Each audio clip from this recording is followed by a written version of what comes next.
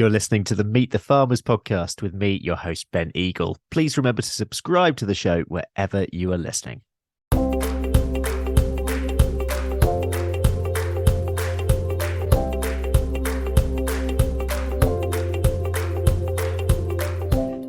Hello, everyone, and welcome to episode 182 of the Meet the Farmers podcast with me, Ben Eagle. Today, we're heading to the Lizard Peninsula in Cornwall to meet dairy farmer Hayden Dark. And I hope the signal stays strong for us. It's doing well so far. Probably more an issue from my end than his end, but Hayden farms 130 acres, of which 100 is owned and around 30 rented. The herd is made up of around 100 Holstein Irish Friesian cows, producing around 7,000 litres per cow per year, and he's producing for Arla. Hayden is a Cornishman through and through and grew up just down the road from his current farm, where his father and uncle run their own dairy businesses. And I mean, what is seriously impressive about Hayden, and I mean, we first met on the Kite podcast a few months ago, and honestly, I think all of us then were just, wow. I mean, it's just the sheer amount that he's achieved in quite a short amount of time. So, I mean, how many 26-year-olds, for example, do you know who have not only bought a farm, but a house as well? And to mark all this, he was awarded the Young Dairy Farmer of the Year award at last year's British Dairying Cream Awards, an award that was sponsored by Kite. Hayden, welcome to the podcast. Welcome to Meet the Farmers. Happy New Year. How are you doing? Hi, Ben. Thanks for inviting me on. I'm good, thanks. Oh, it's my pleasure. Trying to keep warm down here in chilly Cornwall. Sometimes I wish I was spring calving so I could have this time of the year and not go out very much. Yeah. Well, we'll get on to that. Tell us about the Lizard first of all. You're right on the coast, right at the edge of Britain, and I imagine you get quite a few tourists down there in the summer. Yeah, summer is chaos really. It's completely different this summer here, but sometimes it's almost quite nice in the winter. It's a bit quieter and the roads are a bit quieter and everything. But yeah, it's the UK's most southerly point, and I love it really. I wouldn't really want to live anywhere else, to be honest. Yeah, beautiful time there. I mean, have you ever thought, sort of, with all those tourists, that you might in future do something sort of tourist diversification-y type thing? I'm thinking all the time. What could you do to make the most of it, really? Because you'd be silly not to take advantage of it, to be honest. Yeah. And a lot of farms are. There's loads and loads of pop-up campsites and all that farmers have diversified into, which seems to be going pretty well for most people. So yeah, everyone down here does try and take advantage of it a little bit. Yeah, got to really. So you grew up just down the road from where you are now. Tell me about your dad's farm, because apart from anything else, he runs quite a different system, doesn't he? Yeah, I grew up with my dad and mum. My dad farms with his brother. They farm about 500 acres and milk about just over 200 high-yielding Holsteins, doing 10 to 11,000 litres on robots. So fairly high input system. Yep. The cows on the robots stay in all year round, although half of the herd is still milked through a traditional herringbone parlour. Okay. The local group, so they do go out to grass in the summer, but mainly it's quite a high input system. Yeah, and your uncle runs a completely different system again, but more of a New Zealand style spring calving herd on herbal lays. I mean, how did both of those systems influence you in designing your own system? Because you do autumn block calving, and you also have a flying herd, so all the cows are served to beef. Yeah, so that's my uncle on my mum's side. Okay. My dad farms with his brother on his side of the family, so it's two different sides of the family. Family get-together has always been quite interesting, really. You got my dad saying, feed the cows well and get lots of milk, and feed them a bit of cake and a bit of concentrates, and they're doing 11,000 litres. And then my uncle on my mum's side, completely the opposite. Does about 3,000 litres a cow, no mates, he doesn't have any sheds to put his cows in, so they outwintered and Okay. spring calving. So it's Yeah, quite you interesting. literally couldn't get any more different. No, it's quite interesting the debates we've had over Christmas dinner and everything like that. Yeah, and yeah, you've sort of centered on some sort of middle way. Yeah, I thought I'd just try and take the best from both systems, really. Well, also it depended a little bit on the farm that I bought anyway, what suited that as well. Yeah. So yeah, I've taken the grazing aspect of the spring calving uncle, and then the autumn calving, feed the cows well whilst they're fresh, part of my dad's high yielding herd. So I'm sort of trying to get best of both, really. Yeah. Good deal. What's the split of the land from grazing to silage with you? Is it sort of around 50-50 or? Yeah, it's about 50-50. The 100 acres that I own is split 50-50 with 50 acres grazing, 50 acres silage. But to expand maybe in the future, I'm not sure whether the village locals would like it very much, but I might have to walk the cows through the village to get to my silage ground to graze it. But you know, might happen in the future. But for now, it's 50-50. Yeah, they just need to shut the garden gates, don't they? It'll be fine. Yeah, perhaps some of the retired people could help me move them in the mornings or something. So I suppose with two family businesses, I suppose, including your uncles as well and your mum's side, there was there a family route to go down? I mean, why did you decide to go out on your own rather than join the family business? Well, I obviously left school at 16 and decided I want to go farming. So, and started off doing an apprenticeship at a. It was decided at the time that when I left school that it would be good for me to go and get some experience somewhere else. So I went to work for another dairy farm about 4 or 5 miles away, starting as an apprentice there when I was 16. But I guess if I really wanted to, I could have come home or gone to either a business. But we all decided that it's good to see something else. And before taking on your current farm, yeah, so like so you were an apprentice, then a herds person, down the road. Tell me about that time. Yeah, well, I started with those when I was 16, and then worked myself up after a couple of years to sort of the herdsman role. Probably, I don't know, after 3 or 4 years, perhaps when I was about 20. I had more responsibility with the cows on that farm then, doing all the AIing and foot trimming and a lot of the milking and daily jobs. So yeah, and then I got to like around probably 20, 22 years old, and my ambition has always been to farm by myself. Okay. Um, but I was quite happy working for Neil Rowe, he was called. Yep.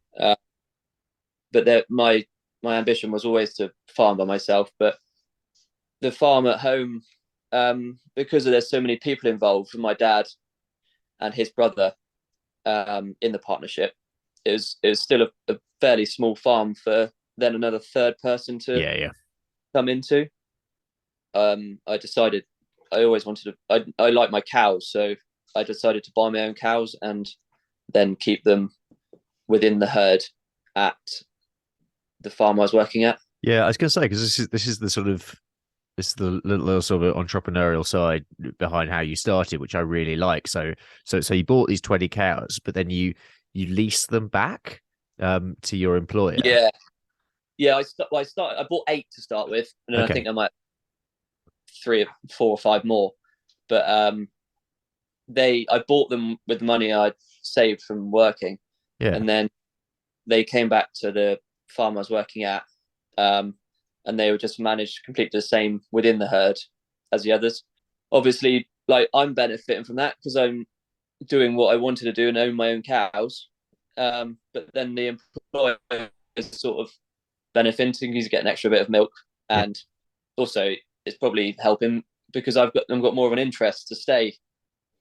I'm not going to be so keen to leave or leave to do something else. Yeah. And but in the meantime, I also did get like a small like daily rental charge for each cow. Okay.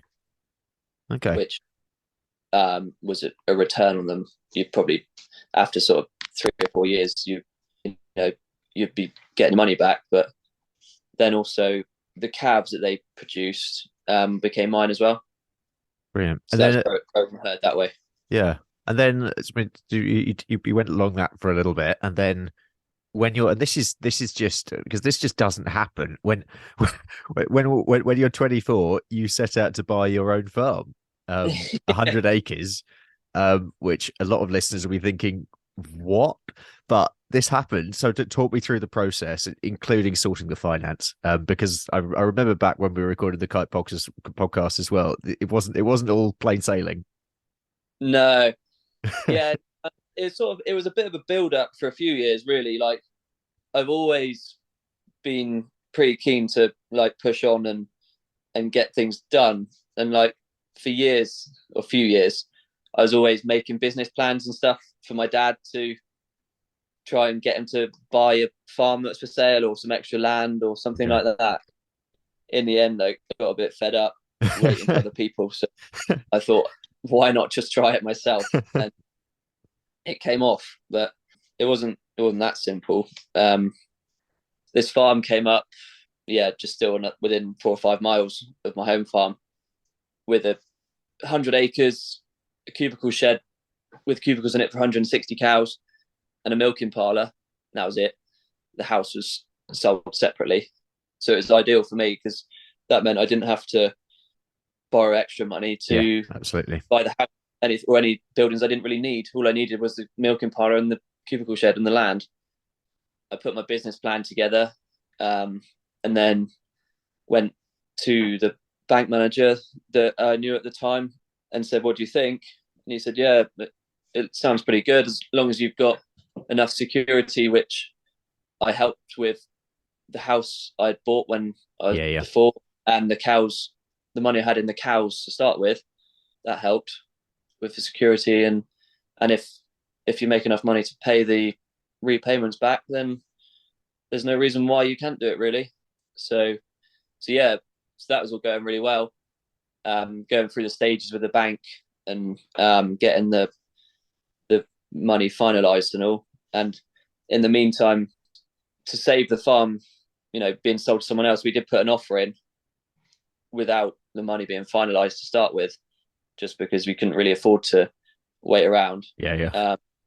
But then it was 2020 early, around Yeah, March, yeah, of course. just when COVID came Yep. about. I think like the lockdown just came like sometime in March. Yeah. Lockdown announced, and then the bank I was going through the process with decided to stop lending to new customers. So that was a bit of a setback. Yep. So then I went to another bank which I used for my personal account, and then they went through that same process, and it went through okay then. Blimey. A little bit stressful. Yeah, it was a bit at the time, but there's nothing you could really do. You can't help any of it, so just No, exactly. no So, point stressing too much over it if you can't do anything about it. so you obviously moved your cows across, and then you expanded the herd. Then, Yeah, I borrowed an additional bit of money to buy 80 cows from Ireland, mainly because they were the sort of cows I wanted. I wanted a sort of in betweeny sort of cow. I didn't want anything too big or too small. yep. And also, they're quite readily available over there to get. So I wanted a block calving September. It was probably the easiest place to get 80 September calving Frisian cows. And I mean, go through that first year on the farm. Any sort of big challenges, or did it all run fairly smoothly? Yeah, there's quite a lot of maintenance work to do on the farm to start when I first came to the farm, and then it was quite hard the first sort of, well, with 80 cows calving in September, it was quite difficult. Just coming to the farm sort of first time, not really knowing Yeah. where anything is or what's going on, and yeah, that's probably quite challenging. That's probably the most challenging thing, really. Just everything being new. Cows were new, farm was new. Yeah. I'd never actually turned the parlour on until the day I started milking. So didn't actually know if that was going to work or not. And were um, you still doing shifts on the other place, or did you just go straight in full time on this farm? um, because of the time scale, I sort of pretty much came here full time because as soon as the farm was signed over, within the next day I started milking because it only got signed over in like the first week of September, and I had Wow. already had about 30 cows Wow. calved. So Oh my goodness. yeah, so it's all pretty full on. You look back on it now and think, glad that was done. Yeah. Finished. But we get going back to your system and the reason why you actually designed it with an autumn calving system. You are quite conscious of the work life balance thing. Yeah. So yeah. So yeah. So tell me why that was important to design that in from day dot. Well, I've always thought that you should always do a job that you enjoy, really. Yeah. And life's not that long, but it's too long to be doing something that you don't really enjoy for 40, 50 years. Yeah. So I just thought if I want to do farming, I also want to do the stuff that everyone else is doing as well, that have other jobs. My uncle, that is the spring calving herd, has always had a couple of months off in the winter. Okay. I thought that's a great idea. I decided to block calving sort of September, October time, and then have August month off. I mean, that's literally perfect, especially in Yeah, Cornwall. yeah, it is. It's great. Just go down the beach in the afternoon and stuff, or whatever you want, really. And I do go once a day milking in July, coming up to drying off. Okay. So that makes it, yeah. With it, with only being me here, I do nearly every milking myself, except if I have gone away for a day, like my mum will come and help out and do the milking. Yeah. But it's nice to have that break in the summer when you do it all yourself throughout the winter. Talking of Cornwall, you're into gig rowing, which is quite a Cornish thing. Yeah, Tell me yeah, about that and how you got into that. yeah. I've been doing it ever since I probably about 12 years old. Oh wow. Local club, out of a cove called Cadgwith. You may have seen it on telly with like the fisherman programs and things like that. Yeah. They're quite famous for that. Yeah. But we have a club down there, 32-foot long wooden boats with 6 people rowing them and a coxswain steering, race against each other throughout the summer. Great. And we have they call it the World Championships in the Isles of Scilly. Okay. Which goes over there at the end of April. And yeah, that's for the weekend, and that's great fun. Awesome. But before you came on, we were I just said I do this for everyone, so I'll ask you sort of what you think big challenges are and what you think we need to do more as an industry. And one thing you raised was the public perception of farming. It's something I mean, I think actually as sectors go, I think the dairy sector is pretty good at this and pretty good at engagement. But what more do you think farmers can do to ensure a positive public perception of farming and the industry? Well, I just think don't any new ideas that come in for sustainability and everything like that, just don't turn it down and show that you're keen to move with the times and stuff like that, and show the public that you can change and show them that what a great product milk is, really. Absolutely. What do you want to do? What do you want to do next? What do you want to achieve next? What's on your list? Well, the next job in the next couple of years is I've got planning permission in for a house, which that's my Fantastic. next big project. So Get you out of the caravan. yeah, that would be nice. It's been pretty cold. I don't want to do too many more winters in the caravan. So That's a pretty good incentive. yeah, that's the next project. But other than that, just sort of see what comes up, really, and if any new opportunities come up, then be ready to take them. To be honest. Grand. And what advice would you give to somebody wanting to go out their own? Go out there on their own. I suppose specifically in dairy, and make a go of it, because clearly you've done it. Yeah, don't be afraid, really. Just go at everything. Just think what's the worst that could happen, and someone would say no, and that's it. Really, it's not really going to affect anything else. Or when things come up, just take the chances when they come and go for it. If there's someone out there, no one's going to do it for you, no one's going to hand it to you on a plate sometimes. So just go out there and get it.